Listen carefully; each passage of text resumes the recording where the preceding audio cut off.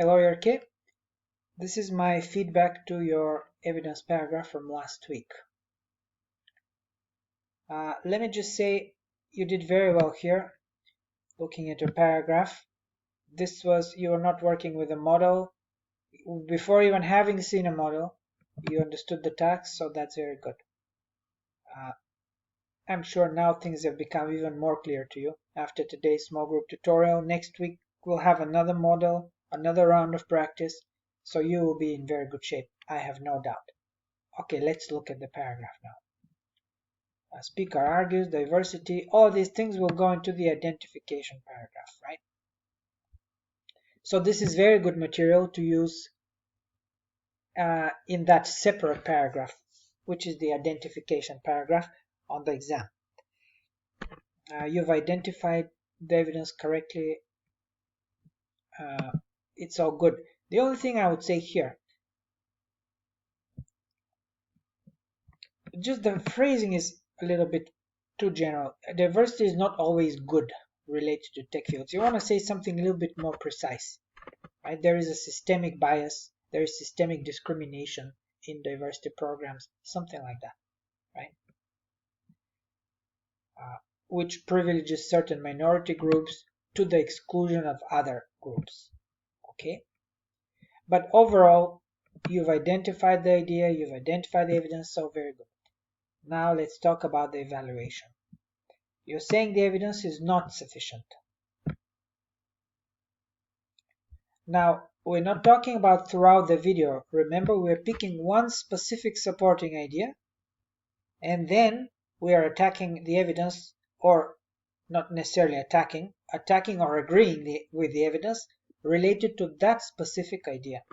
Let's take the idea that there is systemic bias in internship programs, because this evidence that you're citing, it's really used for that idea. So instead of throughout the evidence, you can say it's not sufficient.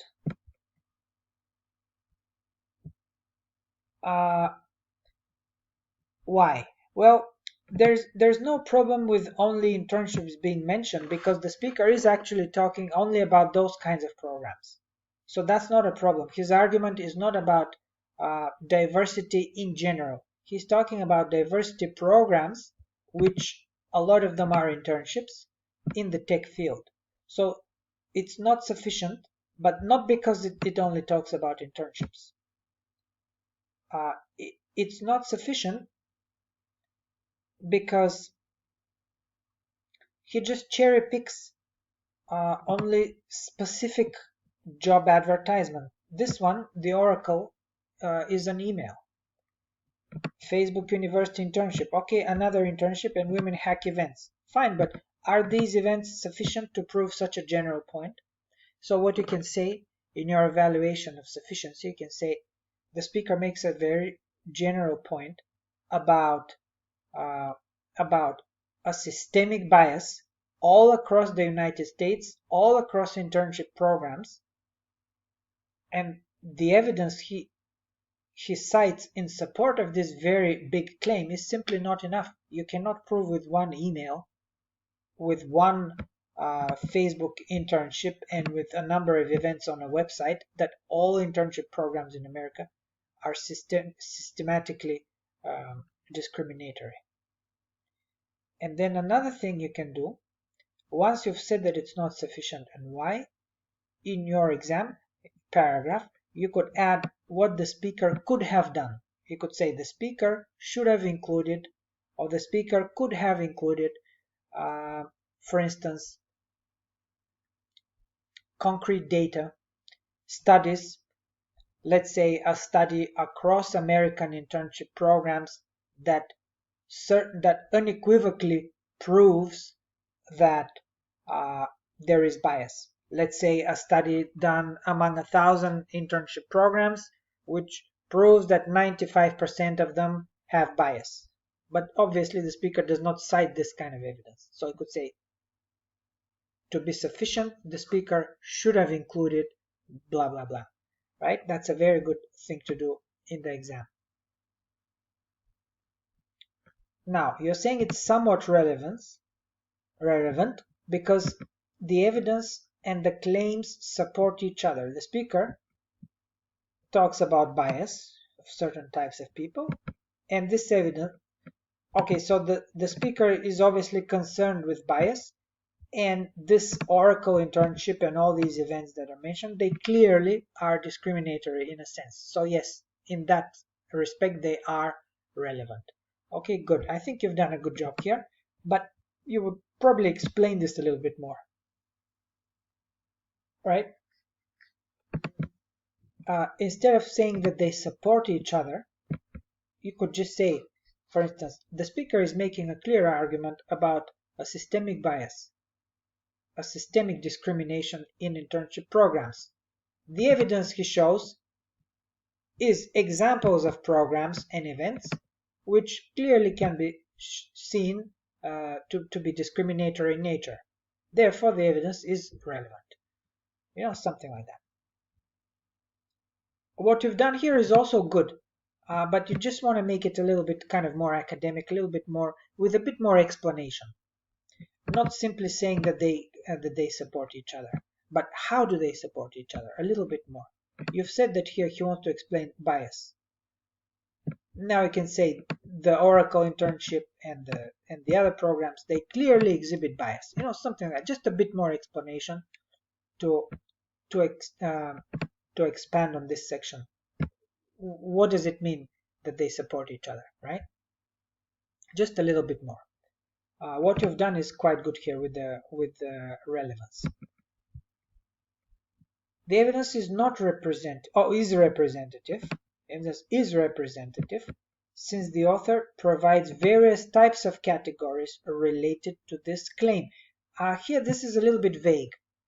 What does it mean? Various types of categories related to this claim. It's a little bit general, the wording here. I'm not sure what you're saying. You mean various types of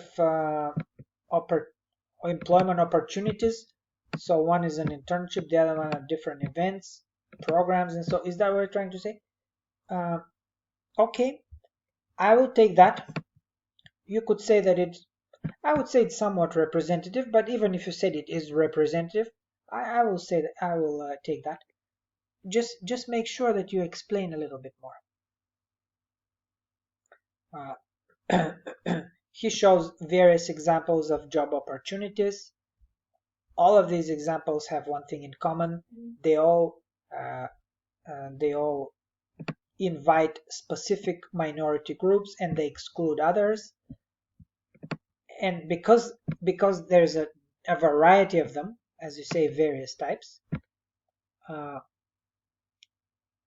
there's a variety of employment opportunities, you could say that it is somewhat representative. Yeah, something like that. So again, you would expand a little bit on this. And you don't really need a conclusion. In the exam, just talk about the sufficiency, relevancy, representativeness, and you can end with that. The paragraph does not have to be perfect, does not need a main idea sentence, nothing like that. Just go straight into the evaluation. And of course, the first paragraph is the identification paragraph. So when you're done with that, you'll move on to the evaluation. For a first attempt, this is very good actually. So you've understood the task, and now things are more clear, I'm sure. And so we'll just get better and better. Next week, more practice. Another model is coming up. Always go back to these models, study them very carefully, and I think you'll be in very good shape come the exam. Okay, Jerke? Very good work. I hope this is helpful, this feedback, and good luck.